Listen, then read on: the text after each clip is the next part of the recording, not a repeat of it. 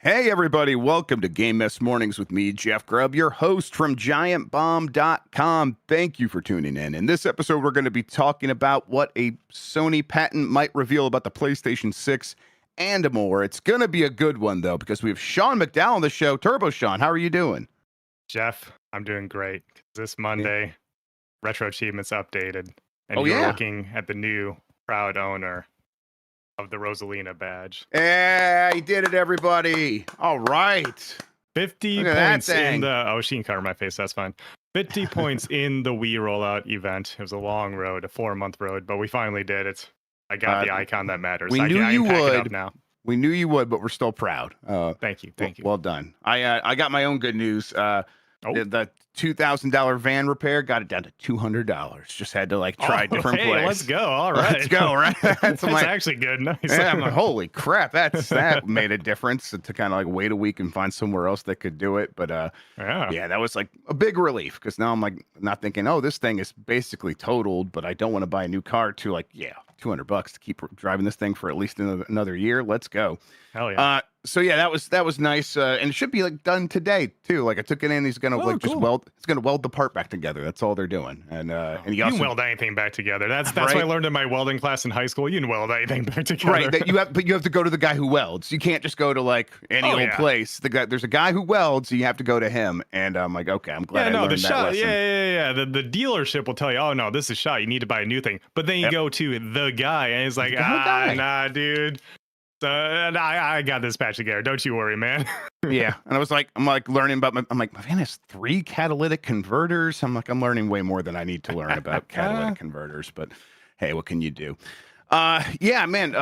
Weekend, I also put up a bunch of cabinets, Sean. I kind of got the cabinets up. They're all up on the wall and they're secured now. So now it's we're going to put in a new sink in that laundry room. But now that I'm halfway through it and seeing it all done, it feels pretty good to do all this stuff. Oh, so nice. You're old. I'm old. Yeah. Okay. Yeah, it's there. Got it. I mean, old would be oh, no, I like my money. No, I'll do it myself. And no, I can't. I could not afford to pay someone to do this. Nah. But yeah, it's been fun learning. And I've been oh, I can still do that. That means I can keep doing other things too. You know what? Yeah. Jeff, I went on a rant on my stream over the weekend. I'm just people need to learn things. Y'all, don't look at something and say, this is scary. I will never learn how to do this. Nah, learn how to do a skill. YouTube's right there. Figure stuff out. We have the internet at our fingertips. You want to fight back against everything that sucks? Use it in the old-fashioned way. Look up articles, watch videos, learn how to do a skill. Out. Yeah, figure exactly. the damn thing out. Exactly. Yeah, so that's been nice. That's been a sort of a rewarding thing, but... Nice. Hey, not as rewarding as doing this show with you. Let's get into it. Hey. Welcome to Giant Bomb, everybody. We're going to explain ourselves. Go to giantbomb.com/join, become a premium member. If you do that, you're going to be supporting independent games media, which is crucially important in this time when, these companies keep trying to do everything they can to pull the wool over our eyes, and we need to keep having conversations about what that really looks like. And we do that here, and we do that with your support. So thank you, everybody who has gone to giantbomb.com/join and became a premium member. It means the world to us. It gets you ad-free versions of our shows. It gets you premium exclusives. There's a premium exclusive Blight that you're not going to want to miss. We're going to be recording that whole thing. Jerf is playing Catwoman. It's going to look so cool. It's going to look so cool. And yeah, you don't want to miss that. And if you support us to get access to that, you're once again supporting independent games media. Thank you so much, everybody. As far as this show goes, though, most weekdays, I, Jeff Grubb, will help piece your gaming life back together. That includes breaking news and maybe even some of our own original reporting. For all these topics, I'll get the input of a bona fide expert who will make me look smart. If you are watching live on Twitch, welcome. You can always listen to the show later on podcast feeds by searching for Game Mess Mornings or find the RSS feed on giantbomb.com. You can also catch the show later with chapters and timestamps on YouTube. Hello, YouTube. Jeff, I have a question right off the bat here. Going off of what Mike said the other day when he was hosting a show. Did you write that intro before we were streaming on YouTube or something? Yeah, I think so. Something like that.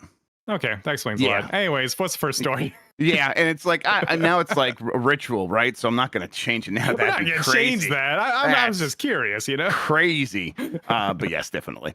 Valve says there's no end in sight to the memory crisis, and prices are only going to increase. Yeah, listen, we know this, but they just keep saying it, which is a tough reminder. This comes from Rick Lane at PC Gamer.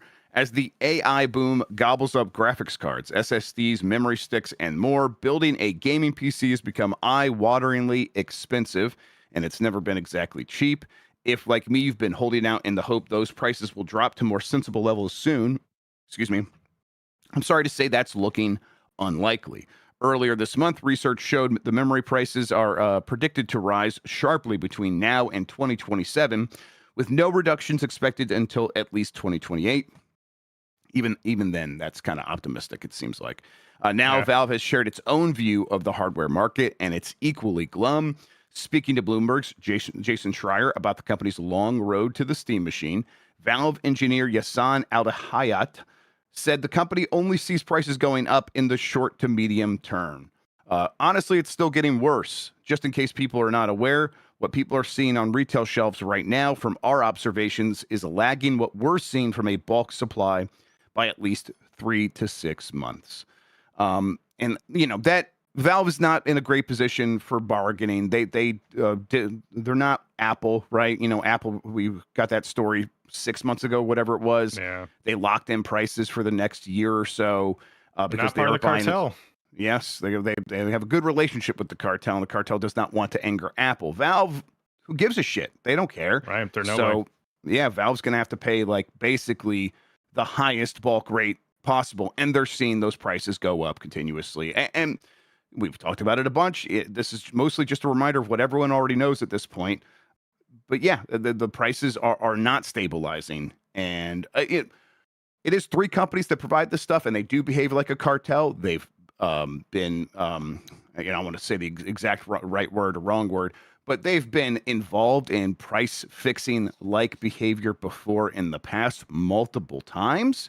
So if you wonder why Steve uses that term over on Gamers Nexus, is because the U.S. government literally called them a cartel when they started investigating this stuff. And it's not like that's a one-time thing. It's happened multiple times in the past of this industry.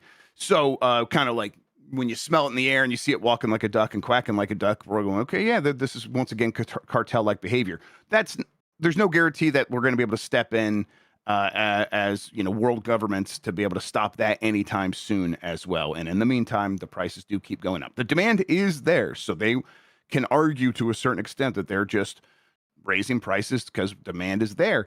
But clearly, that is just there's more than that happening here, at least in my opinion. 2027.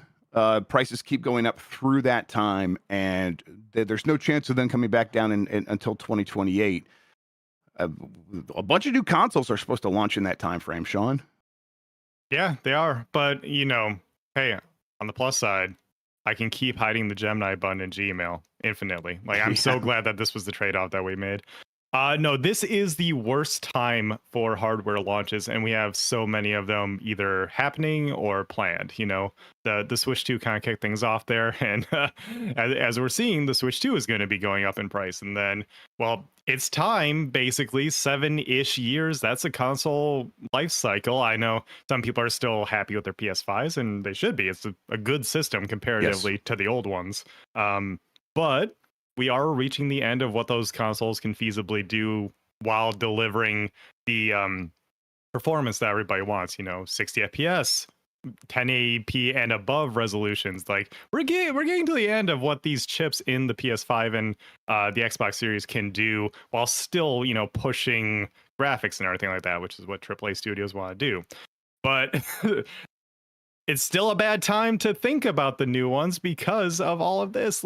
These consoles are going to be insanely expensive when they come out. We saw that with the Steam machine, basically a console, for all intents and purposes, but they can't get the manufacturing costs down any lower because they don't have those massive deals, like you said, with Apple. Same with Xbox and PlayStation.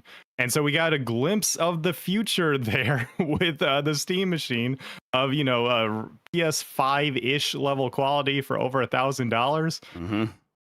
Dude, these consoles, something needs to happen. I'm curious what it will be. If we're going to see a cut somewhere with the hardware, if we're going to see a delay with the hardware, because it's going to be impossible to try to get a mass market, the PS5 market, which is still pretty big. It's selling. Is it still on pace with the PS4, or has that changed? Because they were doing insanely well. Yeah, it was on pace with the PS4. I think it was a little bit behind. It was catching up, and then the price went up, and so it slowed down again. But it's right. It's basically right there with the PS4.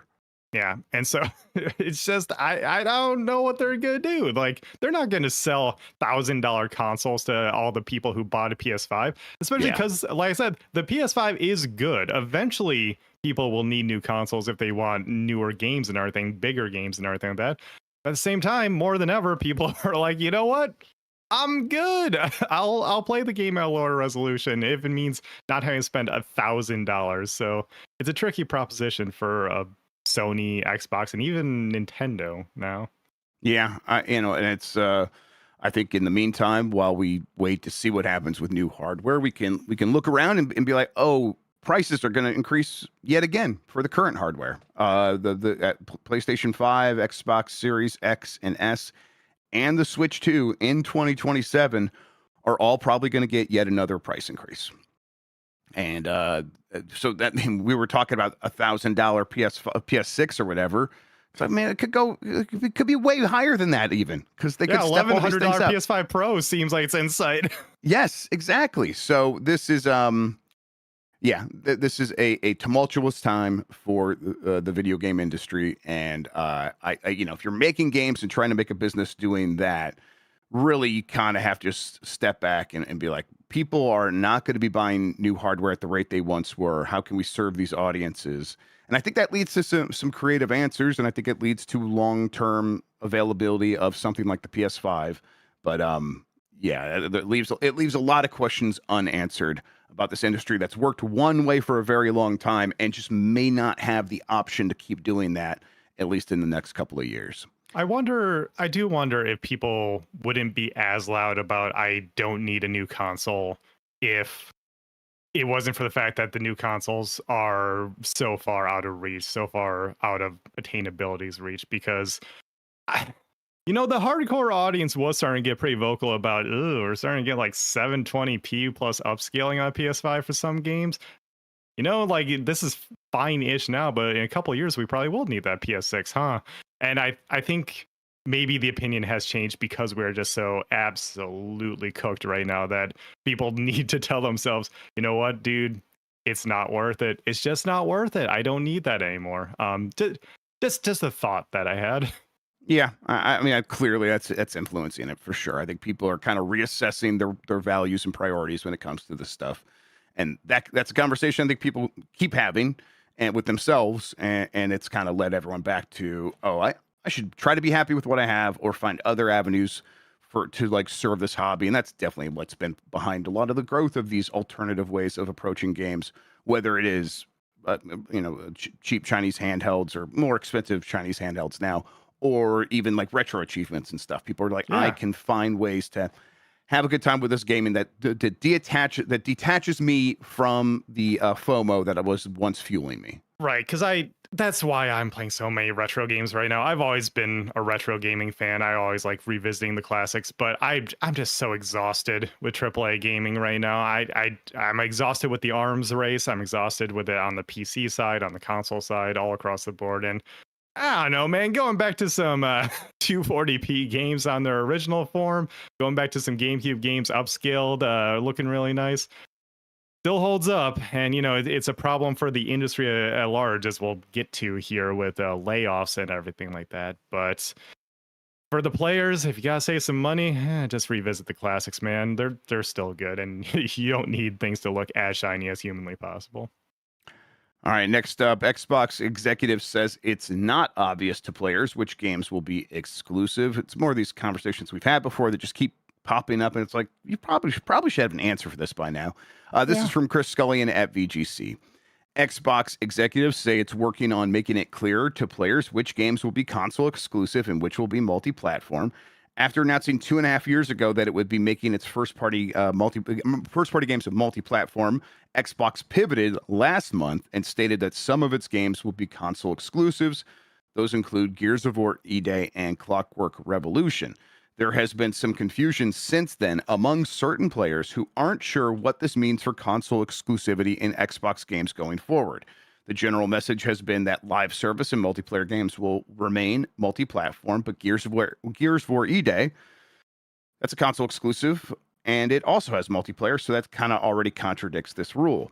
In an interview with Games Radar, Xbox Chief Content Officer Matt Booty and Chief Strategy Officer Matthew Ball discussed this, with Ball suggesting that large live service titles would likely be multi-platform going forward, but that this didn't mean single-player games would all be console exclusive.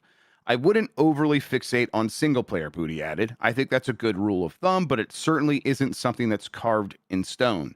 Explaining the process behind choosing which games are exclusive and which aren't, Booty said, "We are the stewards of over 20 game franchises that have made $1 billion in their lifetime. There are a lot of different games in our portfolio, and we have to think about how different games serve different purposes within it." So still sounds like case by case basis, but you hear the reporting recently and it's like, no, it really could be basically they're going to be much more aggressive on exclusivity than you originally thought. And it's like, if they're going to do exclusivity, Sean, don't they kind of have to be aggressive about it and make it like that's a big deal? That's why you have to get an Xbox, because otherwise, what are they doing?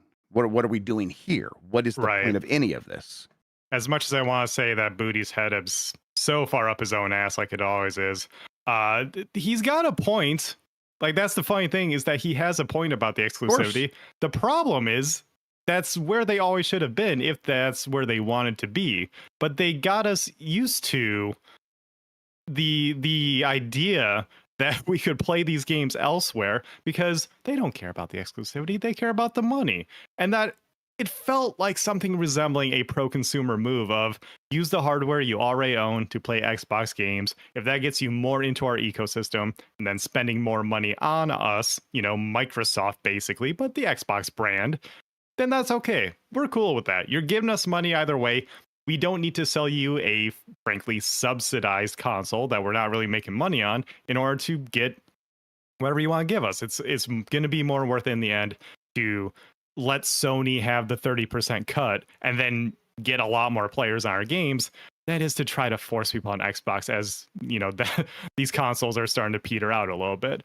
But reversing the decisions, it just seems so short-sighted, and it really speaks to management over there not understanding what's going on in the industry, really, which you would think at this point that Matt Booty would know better at the very least. Like Asha Sharma, coming in, I still have no reason to believe that she knows fuck all about gaming, frankly.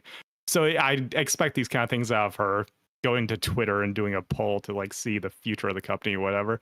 But then seeing everybody else, like, I guess they can't say no to Asha, but it's also like, has nobody said, hey, this goes against everything we built? Like, I know that everything we built isn't as good as it could be, but we had something going there, and it's not. You're tossing it all out to then go back to a strategy that you can't rebuild that strategy, the exclusive strategy. You can't rebuild that. You have to build that from day one. Yeah. That's what Nintendo has always had. That's what PlayStation has always had. And Xbox had that. They got rid of it. And it actually felt kind of forward thinking. It felt like we were all going to get to that point. Sony was getting to that point, putting all their stuff on PC. And to reverse that decision once the ship is already out of the harbor feels like a really bad move to me. Yeah, it always just like what is the underlying sort of strategy that they are trying to serve by doing this? And I think that's why we're all so confused because it's like, it's not necessarily to make more money, right? Because we know this won't make more money, right? So it's to sell more Xbox consoles, I guess. Okay, but if that's the case, then shouldn't you be saying every game is definitely going to be exclusive to Xbox, with some exceptions for big multiplayer games that are equivalent to Minecraft and Call of Duty, but everything else you can only get on Xbox, so you have to buy our console or play on Windows. And that is not the conversation. This is still very similar to the conversation that Matt Booty had that sort of originally sparked like Asha to come out and be like, no, we're gonna do a lot of exclusives. And it was like, and I think it was even like Matt Ball was involved in that. And now they're kind of wrapped back around to being like, no, that's still where we're at. It's a case by case thing. And I think it definitely should be a case by case thing, but but to what end? And I think that for them, it is either we don't know, we're flying by the seat of our pants, which is bad, or it is, well, this is a short term move to sort of shore up the value that is contained within the Xbox brand so that we can then either spin Xbox off or sell it to a partner.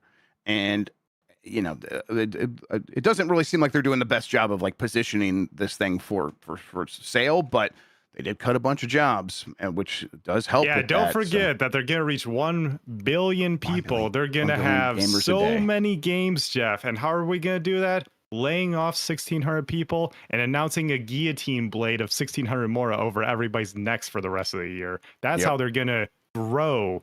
Somehow we're going to get bigger by cutting all of our studios and so many people integral to making Xbox work. And also we're going to get people siloed onto these consoles that aren't selling very well, but we think they might eventually. It's just this is like what I talked about on the Bombcast the other day of just, it feels like a lack of a cohesive vision. It feels like things being at odds over there at Xbox, and I hope things get better for the people working over there who just want to make video games, man. Like something that should just be an inherently creative medium that they want to put something awesome out there into the world. And they've just gotten roped into all this, and it sucks. And I hope things get better for them. Yeah. So if they try to make it more obvious to players which games will be exclusive, I mean, good luck. Yeah. Clearly messaging that stuff would be nice for the people who are remaining in that ecosystem. But I guess. Or like if you're planning to buy the Helix or something, you kind of want to know what that entails in terms of the support it'll get. Do I need to get this thing to play certain games? Right. If I don't want to play on PC, maybe. But if I'm the people who are in charge of designing the communication here, I'm probably not putting too much effort into something that I think could change on a whim any moment in the future. And right. I think that's what happens here. Yeah, I guess to address the headline more directly there, that's what I'm trying to get at, is that because they don't have a cohesive vision, it doesn't make sense which ones would be exclusive or not. Like you said, with Gears of War having single player and multiplayer, of course that's a weird one, because I don't think the average gamer really thinks about things in that way. And Xbox definitely reaches a more mainstream audience, the more like Call of Duty and Madden audience. So to them, Gears, if they're an older player, Gears is the game that they'll just pop in and play multiplayer with their friends after they beat the campaign, like a Call of Duty. I don't think they separate it out in their heads. I don't think the average person who picks up an Xbox from Walmart knows what the term live service means. Hardcore gaming is getting more and more mainstream, and so certainly more and more people do know that term. I just don't think they're at the point yet where it's super obvious in the way that is someone listening to this podcast. Like, game is like Fortnite, and therefore game will be everywhere, versus game has an offline component, therefore it will not be everywhere. I think it's very bizarre. Yep. Yeah.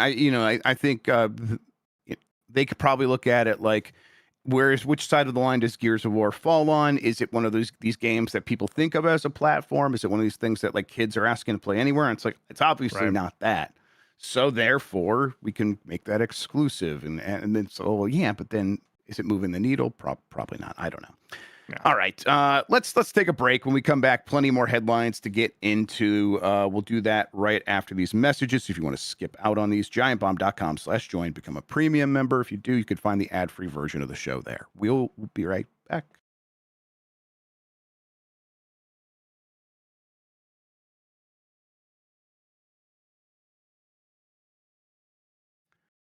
We're back. It's Game Mess Mornings. Jeff Grubb, TurboShawn. Let's get into the headlines once more with Marathon's director confirms he quit Bungie 4 months after launch.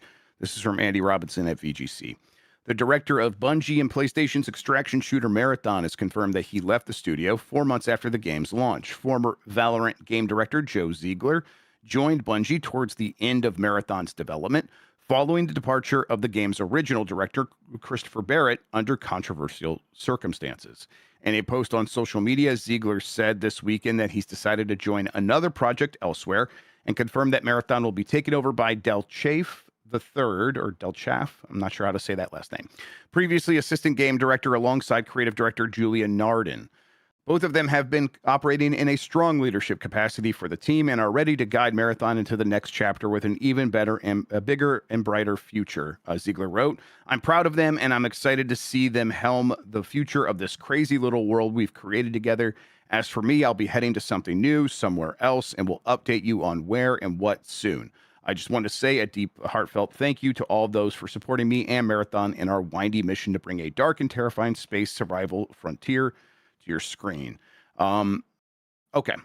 Yeah, I think people in the Marathon fan community that I've seen, I haven't seen everything, so this is just like taking a sample real quick, seem to take this as a sign of something going on with Marathon. And to me, this is the guy that was brought in as the fixer. He fixed it. It's time to go do that job somewhere else. Like that. It sounds like a specialist director, unrelated to this was never going to be the guy that saw Marathon through, unless it did become like this smash global hit that just made so much money that he couldn't escape it, because it's like, well, clearly this is the best job I can get. Otherwise, he shipped a game. That's what he does. He's going to go ship a game somewhere else. But it's Marathon, so of course people have every reason to think, well, maybe this is a sign of the shaky future of this game that has, has its fans, has quite a few fans, but has it found its footing enough to ensure that this is still going to be here in 4 or 5 years? I think that's still a question for people, and something like this doesn't help, right? Right. Yeah. Looking at the story here and really taking it all in, it does seem like you said, it's the logical conclusion.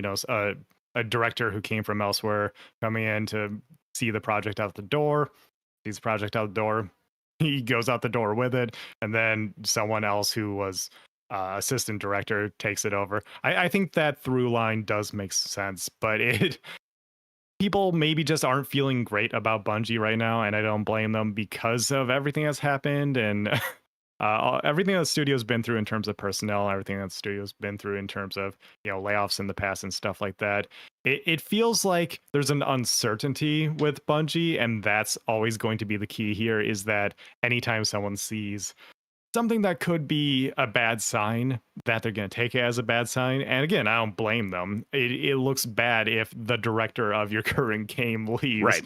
But I think knowing the situation is key to understanding that, no, we're going to carry on. We're doing fine here. But I think the question does still become for everyone, is Bungie okay? And I don't know. I don't know at this point. It seems like Marathon's... It's not. Yeah, Marathon's not hitting in the way they needed it to. And do they have another project ready to go? I feel like you've talked about like rumblings of stuff they tried to get off the ground and it just hasn't really worked out. So it's still a process. It's ongoing. Yep. Okay, I'm curious and kind of concerned about them. Yeah, I think that's, this may or may not be related to that, but yeah, things aren't great at Bungie. There probably are future cuts yet to come after there have been multiple cuts already.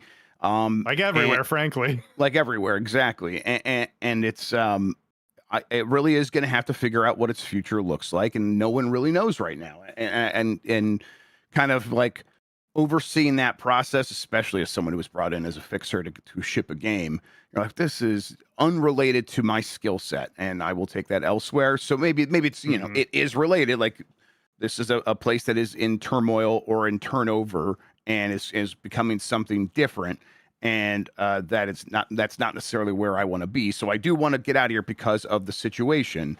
But I also, it's like we just don't know. Joe Ziegler could just be moving on to do exactly what he did somewhere else.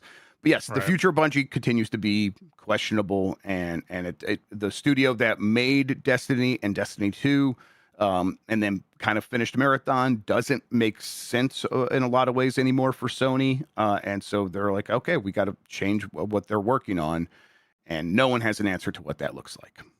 Right, it's a scope issue. Like you don't go from being one of the biggest studios around, making one of the most important games around, to then downscaling to a smaller project and expecting everyone to get out okay. Yeah. It's an unfortunate thing, of course. I'm not saying that's like an inevitability. It's just that's what happens mathematically. What's happening with Xbox right now? They went out buying spree to like get all these studios. And then, well, when Xbox isn't doing as well, what happens? they lay off people because that's the easiest way to cut the costs across the board. And so this is the dangers of getting too big in the AAA gaming industry. Yep. All right. Yeah, we'll see what happens with Bungie in the future. In the meantime, Zaum Studio to lay off up to 32 workers 2 months after releasing Zero Parades for Dead Spies.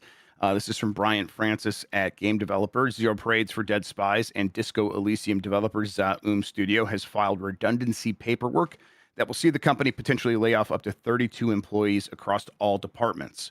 This news comes from the company's social media account, where it posted a statement that concluded with an appeal for other developers to consider hiring the impacted workers. The post states that while Zero Parades was released to positive reviews, its commercial performance has apparently not hit the mark. As Zaum puts it, while Zero Parades for Dead Spies was released to critical acclaim, its commercial performance has not enabled us to sustain a studio of our current size. Seems like it was around 100 people at the studio, which is pretty big, but it's not like massive. It's the kind of thing where if you have one of these indie hits that really explodes on Steam, you could keep that going. And it doesn't seem like the excitement that has always existed for Disco Elysium, I say always existed, that has built up over the years for Disco Elysium, translated immediately, probably in part due to the confusion around, like, is this the same team making this? Isn't there a bunch of splinter teams?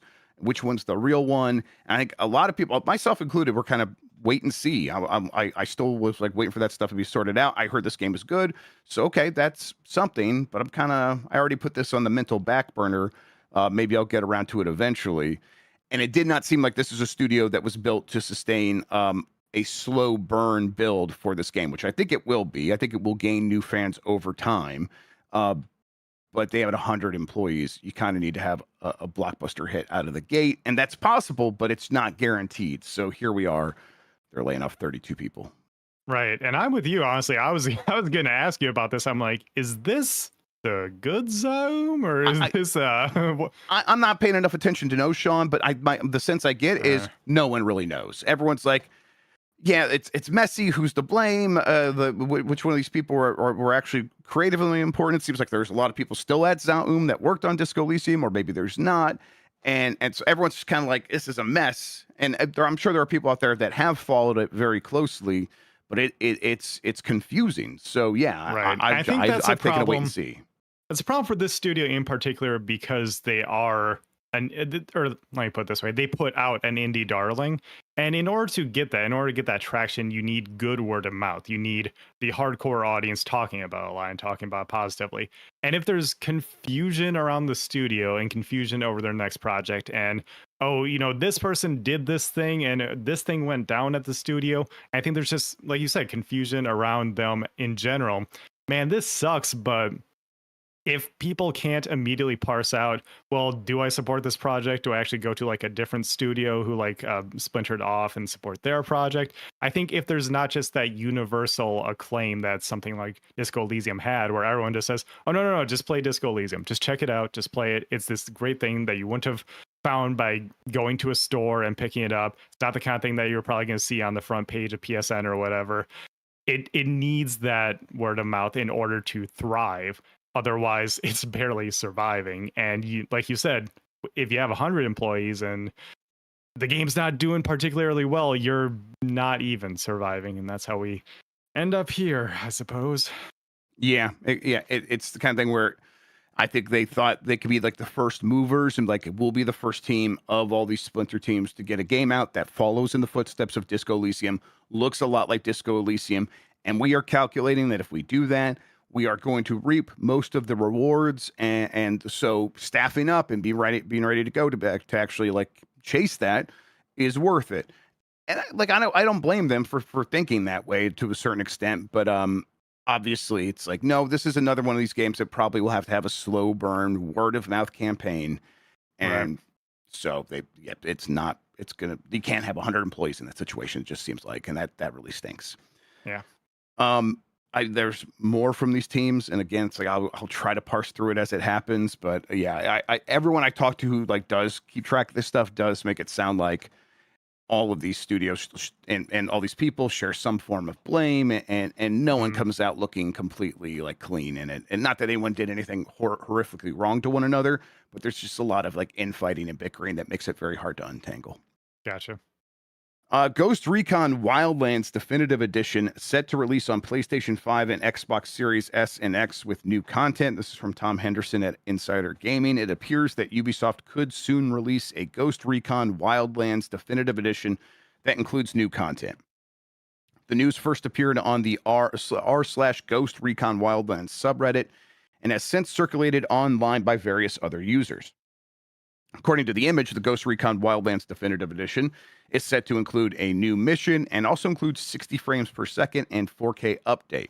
Ghost Recon Wildlands first released in 2017 for PS4, Xbox One, and PC. So the Definitive Edition is due for a current generation upgrade on PS5 and Xbox Series S and X. I also think it ran at like 30 frames per second, at least on that original Xbox, but maybe Xbox and PlayStation 4. So, getting console versions that run at a higher frame rate is always nice. But this does seem to be like everyone trying to figure out the remake remaster strategy, and it really paid off for Ubisoft with Assassin's Creed. And Ghost Recon, we know, is one of those franchises that it's interested in keeping going. It's not its Rainbow Six, but it is still up there as an important franchise, and they made several of them in pretty quick succession. In that model that they were making games at that time. So keeping that stuff fresh is important to them. But man, I don't know. I have no interest in going back to Wildlands. I think we have a poll question for today. Otherwise, I would have wanted to be, have you ever played Ghost Recon Wildlands?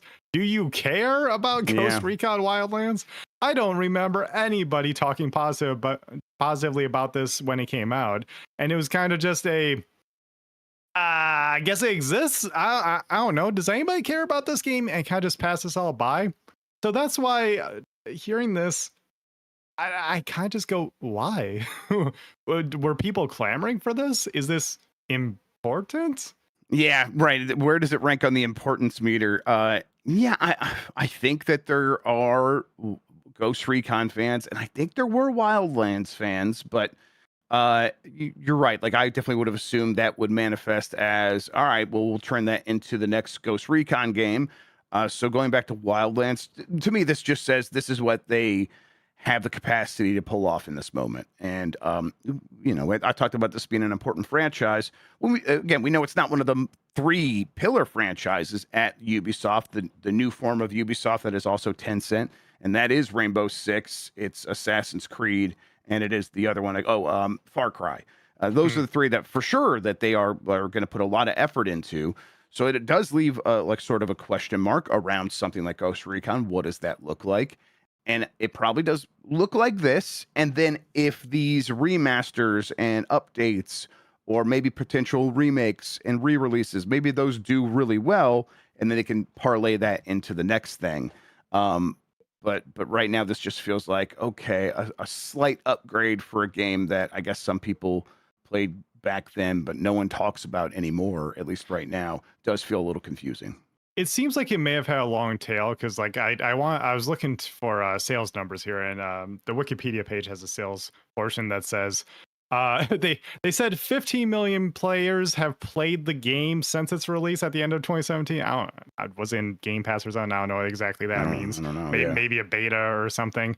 But they did say that in May of 2020 they revealed that it had sold over 10 million units. So maybe it was a slow burn game. Maybe a ton of people picked up on sale to get to that units count. But over the course of 3 years, 10 million. Maybe by the time, because I was seeing it for like $10 in a couple places. So maybe that's the point where people picked it up and they said, oh, well, people are playing it at the very least. This one, the really messed up thing here, Jeff, is like, it's been almost a decade since that game came out. Yeah. That's wrong, dude. It's not great. It's that game over here. That feels like, oh man, that's one of those ones that just came out that I should get around to maybe trying or something like that. I think I played a little bit of this one, but 10 years almost. Yeah, it'll be Yeah. 10 years here in a few months. Yeah, so my that's rough. assumption is, yeah, like maybe there's some data point here that we're not seeing that maybe isn't public, or maybe they just are going off of that. Well, yeah, eventually sold 10 million, so maybe they think, well, that means that there is some kind of audience out there, so we can get 10, maybe not 10 million, we can get a couple million more going here off of a definitive edition. I don't know. Yeah, Interesting. and I do remember this, and chat's pointing it out. This was the one of these that people really liked. The Breakpoint was the one that people had a lot of issues with, and no one cares about. So this might be like just a signal to the audience of like, all right, you want more of games like Wildlight? All right, well, here's an update to Wildlight while we maybe get to work on something that is a successor to that. But we'll give you a little something to keep you busy in the meantime. Yeah, I could see that. But it's Ubisoft, their ability to execute and deliver on that, always in question, especially as they continue to lay people off, or they do something like, you get Assassin's Creed Black Flag resynced out the door, and then immediately start cutting some of the support studios because you're not going to start doing that again. It's, their long-term ability to deliver on the stuff still a big question mark. All right, let's talk about some Sony patents. A new Sony patent suggests PlayStation 6 will fix one of PS5's biggest issues. Ooh, lack of games? Right? That's what I'm like, what is the PS5's biggest issue? This is from Andrew Heighton at Insider Gaming. Everyone is wondering what the PS6 can do to show everyone it's worth shelling out a ton of money on. I promise you it's not this feature. And why the PlayStation 5 could be considered obsolete at some point. A new patent hints at some significant improvements for the PS6. Basically, it's a new cooling system. It's a new cooling system that works optimally both in vertical and horizontal positions. So some coolers do work better one way or the other, especially anything that has like sort of liquid inside of it, or a fluid. And this is apparently going to be like, hey, we will find a way to keep that stuff from boiling off by designing the heat pipe geometry in such a way that it works both in vertical and horizontal positioning. The PS5, I guess, does overheat. I've seen those images of people playing some opponent like, it's really hot here, and look at this screen. The PS5 won't start because it says it's too hot out, but that is few and far between. So, yeah, I guess, Sean, does this say anything to you about what the PS6 is, other than another PlayStation? Andrew, what is this headline? You got to revise that one, brother. I don't know. I've never thought of the PS5 overheating as being a problem. I know that it became a meme at Evo because, when you put so many of those PS5s in an arena together and they're just all generating heat all day, because the PS5 is, its entire thing is constantly ramping up and down from those boost clock maximums. So it does get, very fast, very hot, and then calms back down. That's why they went with the liquid metal cooling that they did in the PS5. I don't think I've heard casual players talk about it in that way. So I'm not sure it's ever been that much of an issue. But at the same time, it's kind of like we talked about with the next system of eventually you'll need to get to a new console. Maybe this is just one of those situations where they said, you know what, a different solution will just be better, and so we'll just change that, and that'll be better for the system in general. I've never thought of the PS5 in that way, but if it does just make the cooling system better than the PS5, that'd be cool. Because something like, for example, I've never, you hear the occasional stories about PS5s being too hot. You never heard that about the Series X, I don't think, which, they very intentionally designed that PC like drawing cool air from the bottom all the way up through the top. That's why it has the weird tower shape, but it keeps the damn thing cool and quiet. So maybe they're just trying to figure something else out. I do remember in the early days before those consoles were out, a certain person got to test it and like put their hand above the vent and was like, that's really hot. And that, that person's name was Jeff Bakalar. And all of the Xbox people and PlayStation fanboys ran with that, like, it's on fire. And there was like all kinds of images of like fire spouting out the top of the Xbox. And Bakalar was like, what the fuck, man? I didn't realize it was Bakalar. Yeah, that's how it happened. He talked about it, I think, on the Beastcast, and it was really funny. I even weird heat comes out the top where the exhaust vent, and that's all he was just like, put my hand there. It's like, that's really hot, but it's like, that didn't mean anything. It didn't, and better than on the bottom. Freaked out. It was real puddle news ass shit. I was very excited about that. You're right. Hey, the PS6 runs even cooler. Great. There was also that early issue that I think was overstated of like when you put the PS5 in a certain position with the liquid metal, liquid metal could drain out. This doesn't necessarily seem like it's dealing with that. This is about like the geometry of the literal heat piping so that any sort of vapor inside of there can stay at the temperature it needs to stay regardless of orientation. But I bet they'll rethink all that stuff. And if the PS6 is running cooler, it can be more efficient and they can use less parts. They can make it cheaper. They won't pass that on to us, but I guess that'd be nice for them. Congratulations. Penny saved is a penny earned, I guess. PlayStation patent number 2 reveals Sony looking into modular controller with touchscreen interface. Feels like every year we get a patent for a modular controller, Sean. This is from Alex Coe at MP First. When the DualSense Edge debuted in 2023, it marked a milestone for Sony, as this is the first Pro controller that was officially released for any PlayStation console. Now, a new finding seems to indicate Sony is working on another kind of controller, and this one is a lot more ambitious in design. Based on what's filed, this controller is dropping the PS5 DualSense's touchpad for something much grander, a touchscreen. The patent filing with document ID blah, blah, blah, which was published on July 16th, 2026, mentions a modular video game controller. And basically, some of the included illustrations show a bunch of like, it's just like a grid of holes on a controller, and then you can put all of the buttons in wherever you want and put the screen in wherever you want. Now, this is just an illustration for a patent, so it doesn't really mean that has anything related to whatsoever a real product. But it was interesting to be like, oh, this is a completely modular controller, and if you want to add a screen in there, apparently it'll do that. So, is the VMU back, Sean? Should I be getting excited? Close enough. Welcome back, Wii U gamepad. Let's fucking go. Yeah, man. Y'all thought Nintendo was out of their minds, but Sony's proven, nah. We were here. Zombie all U along. is back. We're doing That's it, right. everybody. No, yes, it's a dumb idea. Nobody wants a touchscreen on their controller. And on modular controllers, even like that are like super modular. I want to swap out some stuff, but like I don't want to be putting the buttons in there myself. That's weird. Yeah, the thing. Okay, so I do wonder. I'm trying to get this pulled up right now. Nobody's just linking to the pen. What the hell, everybody? Yeah, let me see if I can find it. Yeah. So the good thing about a quote unquote modular controller, though, would just be that you can replace the modules themselves if one wears out. That is so always, like, yes, exactly. Yeah, like with the they do it right now with the DualSense Edge, and other third-party controllers do it for more stuff. You can just like pop out. Oh, the buns are worn out. Pop out the buns. Pop in a new bun module. You know, Jamie H just dropped the link in the chat that I was going to share. So there you go. Yep. And yeah, looking at the patent now, it seems like this reaches a bit beyond that, perhaps, where like it shows in the pen, like basically it's just a DualSense but with like a pegboard on the front, and then you'll pegboard grid, yeah, you slot things into the grid.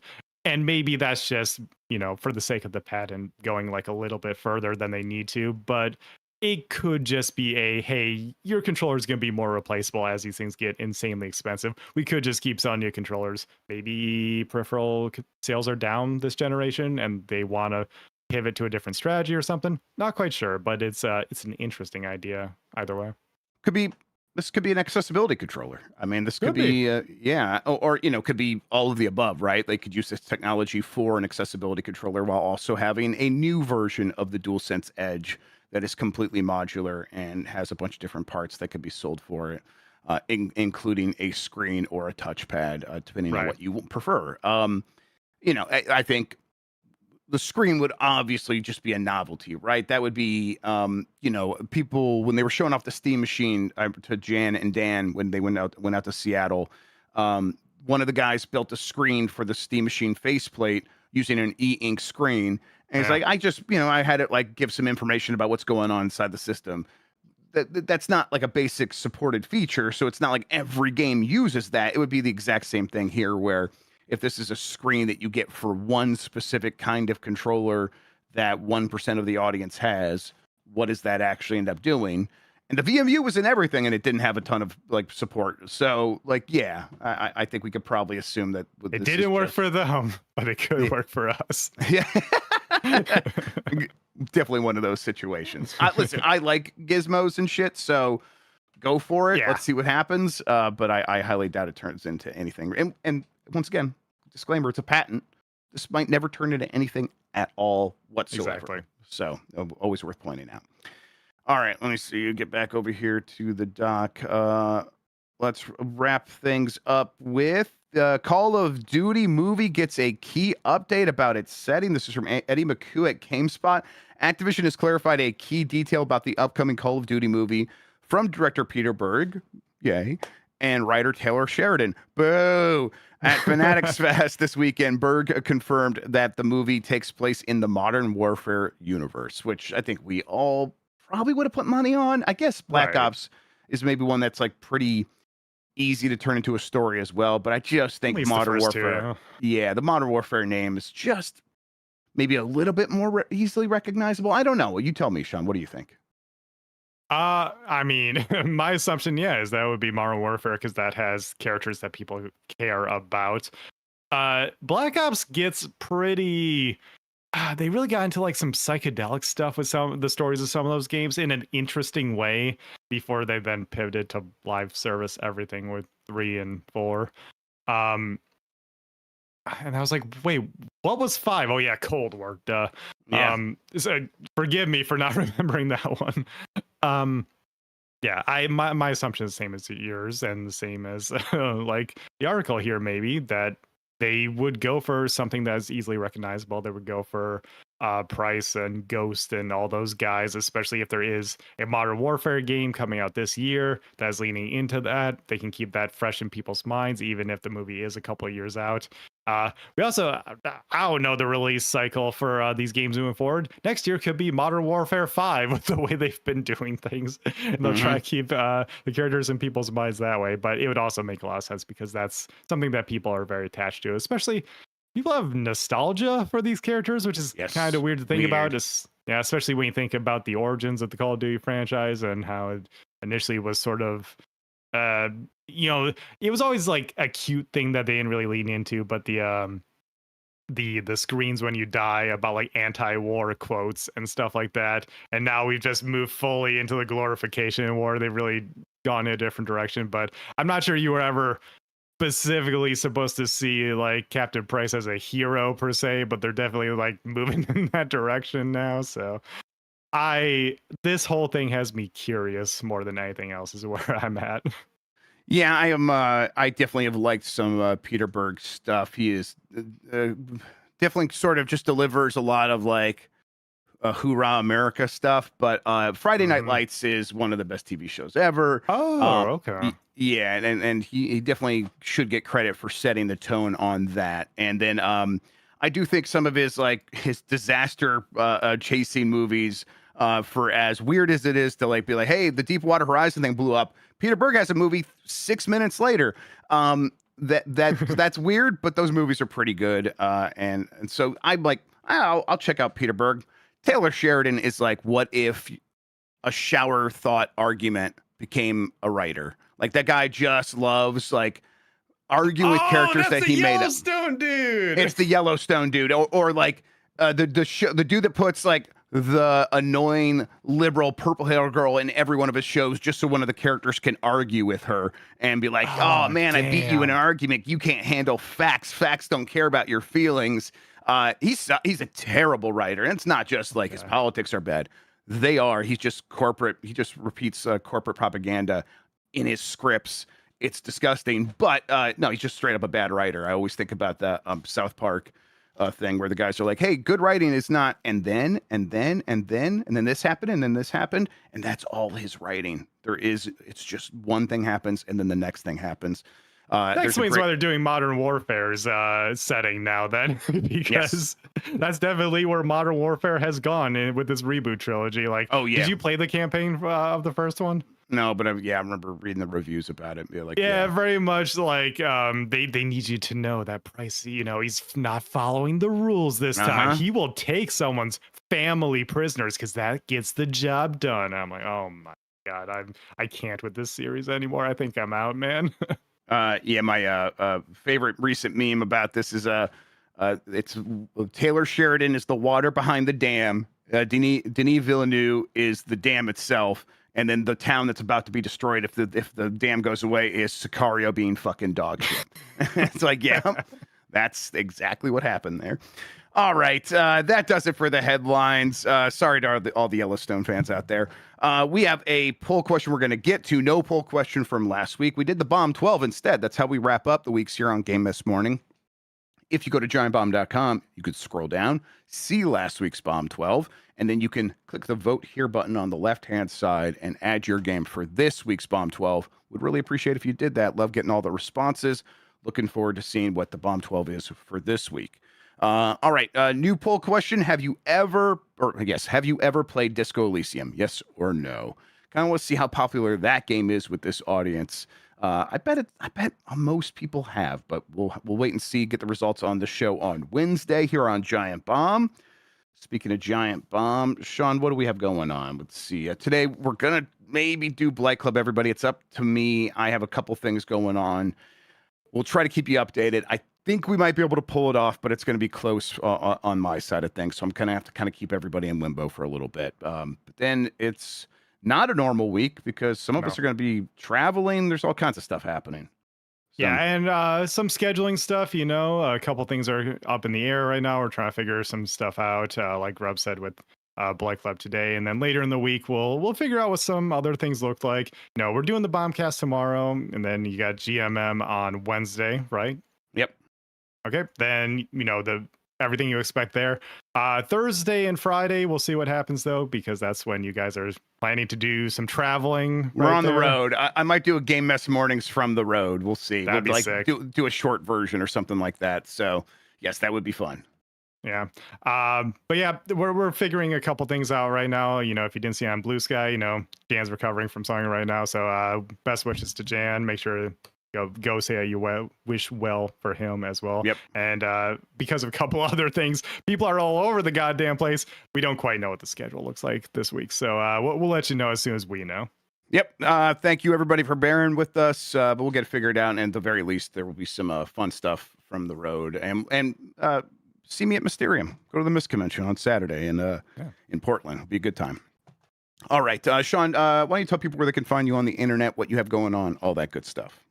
Yeah, I mean, when I'm not here, I'm over streaming on my personal channel on the weekends, TurboShawn, SHAWN. If you want to go hang out, watch me play some retro games and chill, because I know the internet sucks right now, so I like to have a nice chill place for people to hang out. I think this weekend, schedule permitting, because I need to figure out what we're doing with the road trip and everything. I think I'm starting up Wind Waker. I just finished up Super Mario Sunshine, and yeah, I'm feeling GameCube Summer is the way to do things right now. Yeah, that's the way to do it. Yeah. All right. That's all I got. Thank you so much, Sean, for hanging out with me and talking about video games, man. I really appreciate it. Well, it's a good time, Jeff. Thank you all for watching and listening. You're the best audience in gaming. Until next time, have a good one. Take care of yourself, and goodbye.